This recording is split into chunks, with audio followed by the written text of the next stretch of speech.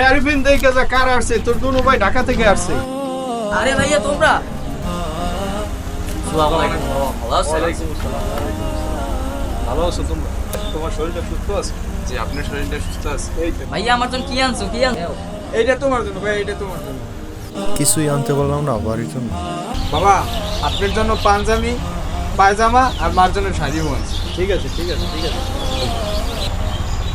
ছোট ভাইটার জন্য তো রাতে কিছু উঠলো না, মাস গেলে তোর বাড়িতে টাকাও দিচ্ছে, আর ও তো সব ঠিকই দেয়।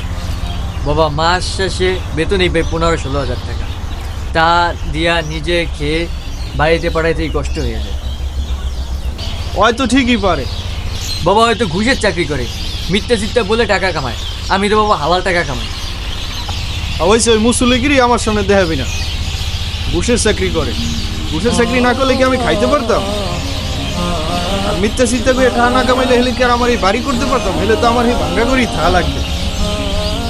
আইসে মুসলিগিরিতে আইসুস বাড়তে যে কয়দিন থাক, বাড়ি তো আর দুই পয়সা দিয়ে উড়াইতে পারস নাই, যে কয়দিন থাক যা হলো বাড়তে ঘরে যা।